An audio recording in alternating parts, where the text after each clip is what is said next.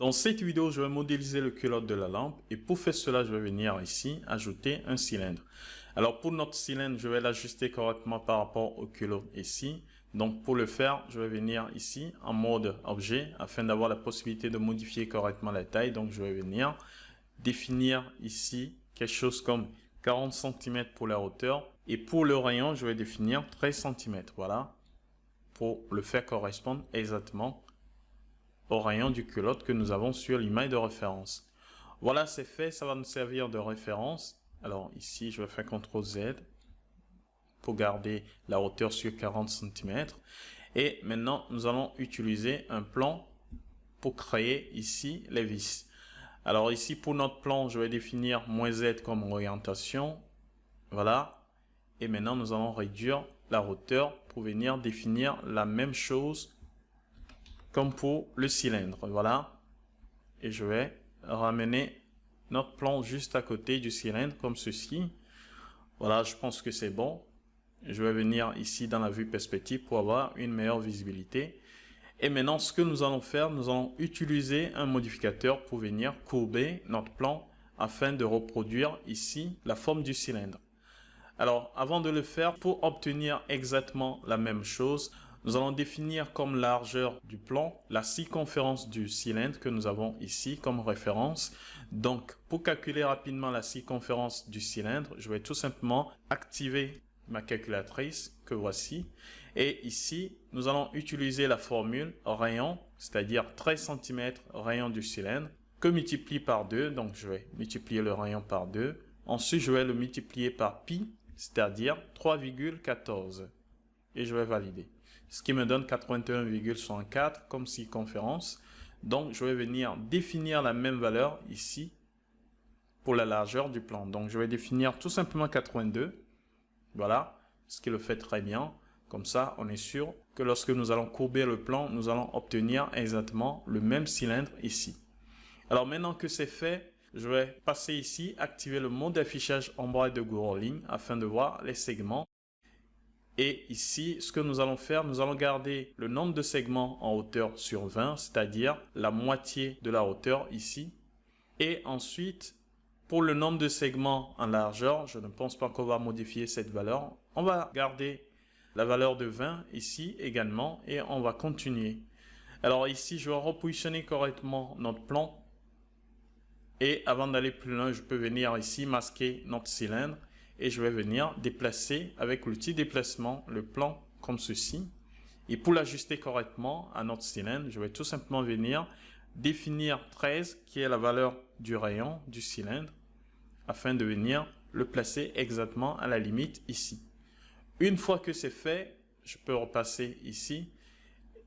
Alors, je peux venir ici activer le mode d'affichage ombrage de Gouraud pour avoir une meilleure visibilité. Et une fois que c'est fait, je vais venir ajouter le modificateur Wrap. Alors voilà, c'est fait, ce qui va nous permettre de courber correctement notre plan pour obtenir la forme cylindrique. Alors rapidement, je vais le définir comme sous-objet de notre plan. Voilà. Et ensuite, au niveau de ces paramètres, juste en bas ici, je vais cliquer sur ajuster aux parents pour l'ajuster correctement à notre plan. Et maintenant, au niveau de ces paramètres, je vais m'assurer que Wrap est bien défini sur cylindrique. Voilà. Pour obtenir la forme cylindrique. Et une fois que c'est fait, nous allons ajuster maintenant ces valeurs.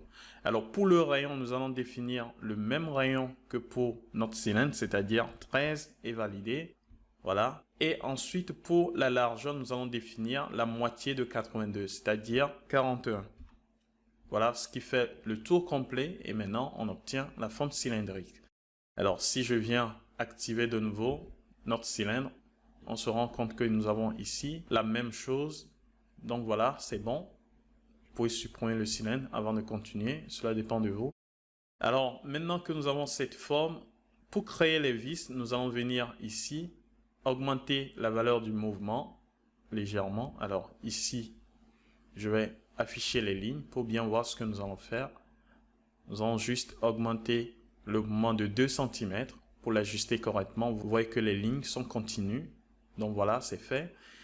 Et maintenant, je peux venir sélectionner les deux, c'est-à-dire le plan et le modificateur. Ensuite, faire un clic droit pour venir choisir la fonction connecter les objets et les supprimer.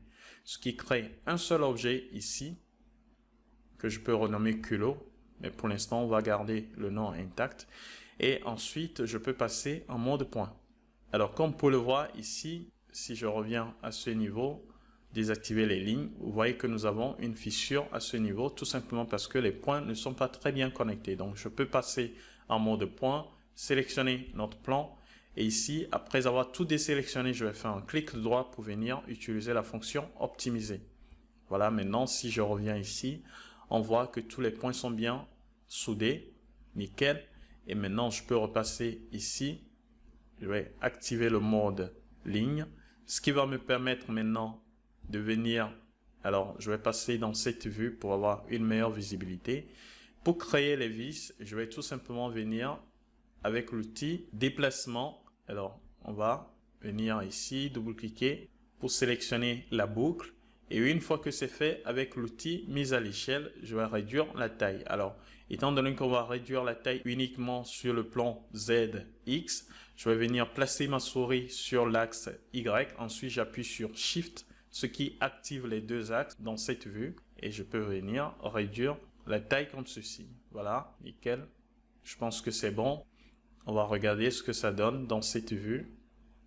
Alors voilà, nickel. Par contre, je ne veux pas que ça arrive jusqu'à ce niveau. Je veux que ça s'arrête quelque part ici. Donc, je vais faire CTRL Z. Je vais revenir ici dans cette vue. Et avec l'outil rectangle de sélection, j'appuie sur la touche CTRL, ce qui va me permettre de désélectionner cette partie. On va le faire correctement. Voilà, pour m'arrêter ici au milieu. Et je vais faire la même chose ici en bas. Alors, ici, on va zoomer correctement. Et avec l'outil déplacement, j'appuie sur Shift pour inclure la sélection de cette ligne. Voilà, je pense que tout est OK. On peut regarder ce que ça donne ici dans la vue perspective. Nickel. Maintenant que c'est fait, je peux revenir ici avec l'outil mise à l'échelle, me placer ici, ensuite appuyer sur Shift ou Maj et je vais réduire légèrement la taille. Voilà, ce qui le fait très bien. Nickel.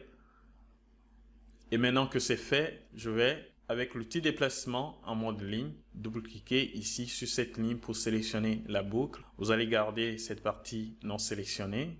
Et une fois que c'est fait, nous allons utiliser l'outil Bevel ou Bissot pour créer un bevel comme ceci. Alors ici, pour le bevel, je vais augmenter le nombre de subdivisions à 1. Voilà, pour obtenir quelque chose de ce genre. Et vous pouvez peut-être revenir ici, augmenter légèrement cette valeur. Nickel. Et une fois que c'est fait, je vais valider en appuyant sur la barre d'espace. Et vous pouvez venir ici, regarder ce que ça donne. Donc, je vais passer en mode objet pour bien voir ce qui se passe ici. Et nous allons venir repositionner correctement les points à ce niveau. Alors, pour le faire, je vais repasser en mode point. Et ici, avec l'outil déplacement, je vais venir sélectionner ces deux points que je vais connecter.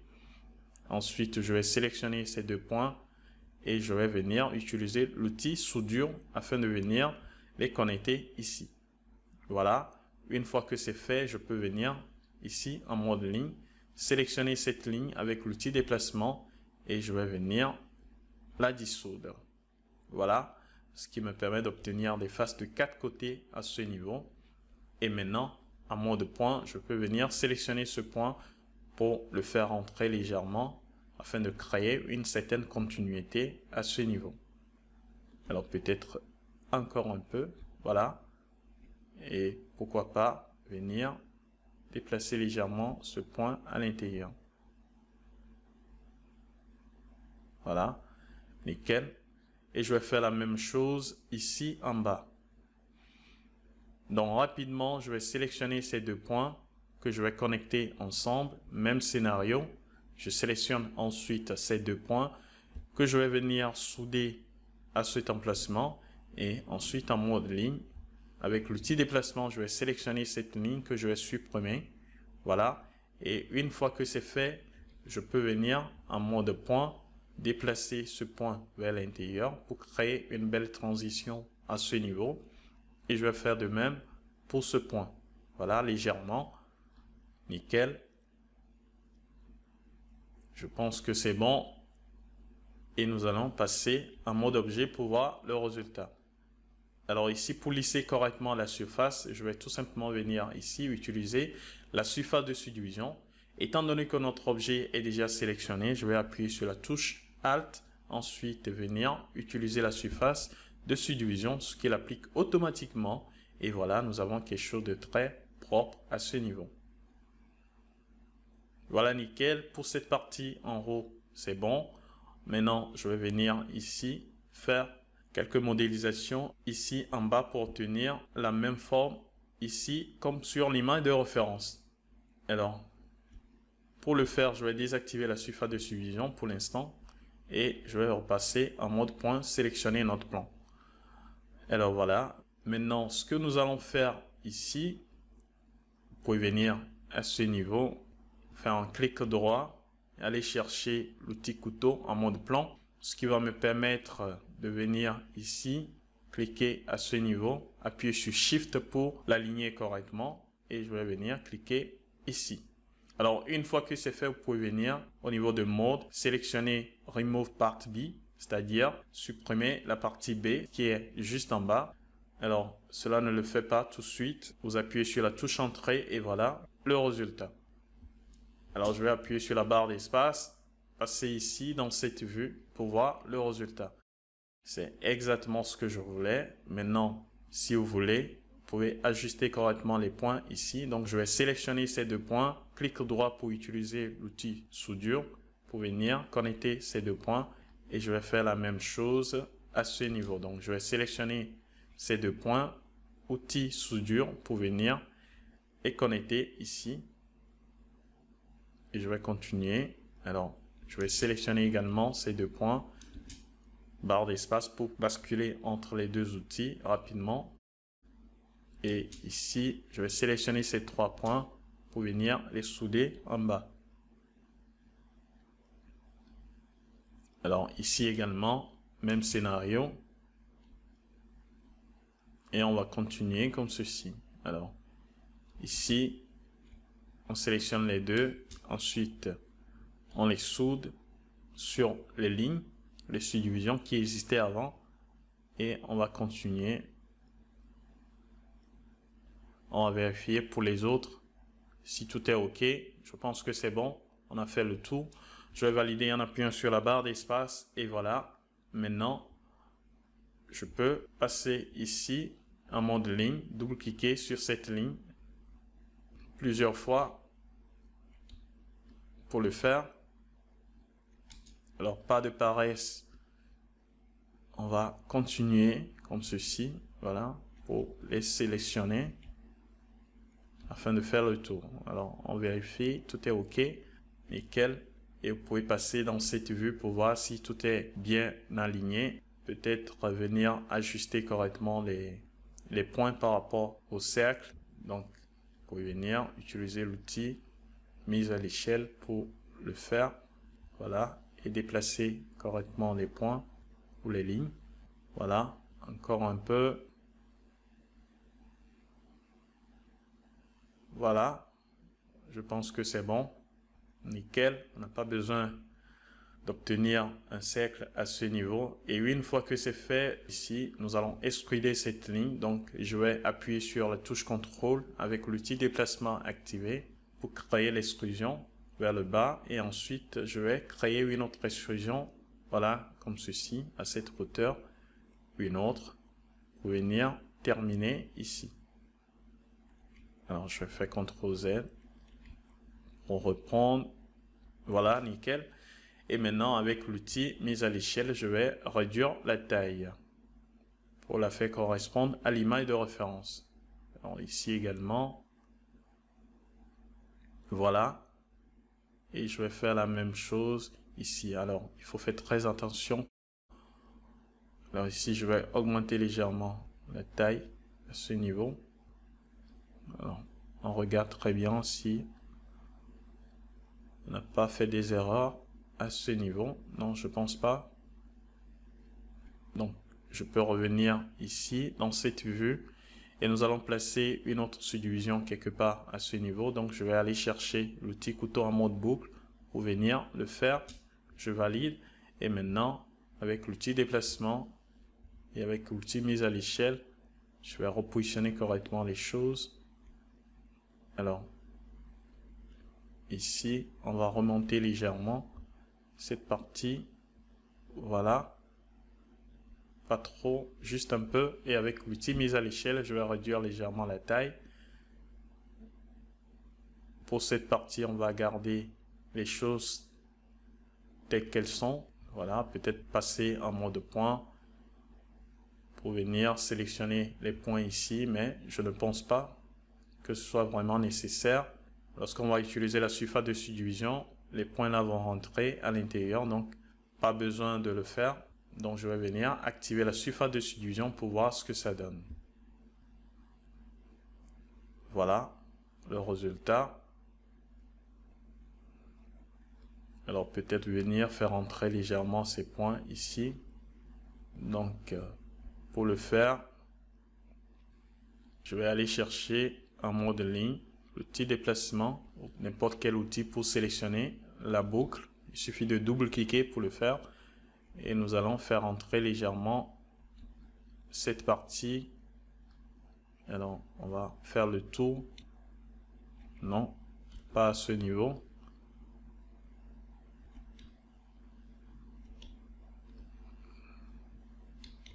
Il faut bien sélectionner les choses ici. Voilà.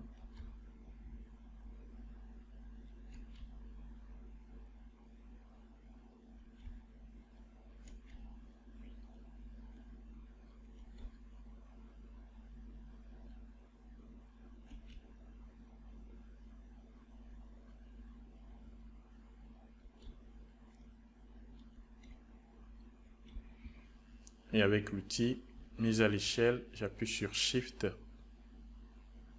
Voilà, pour réduire légèrement la taille.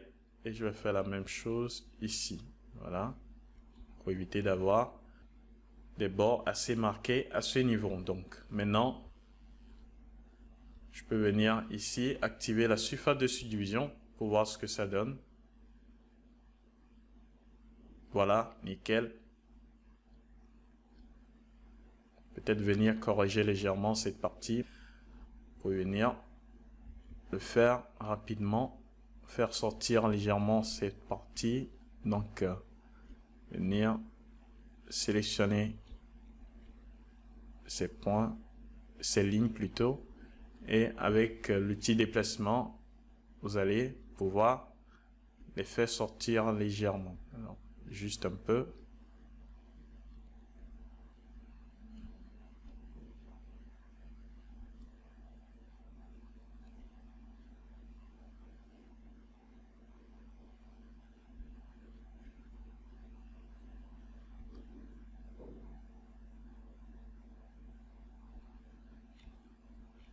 S'il faut les descendre.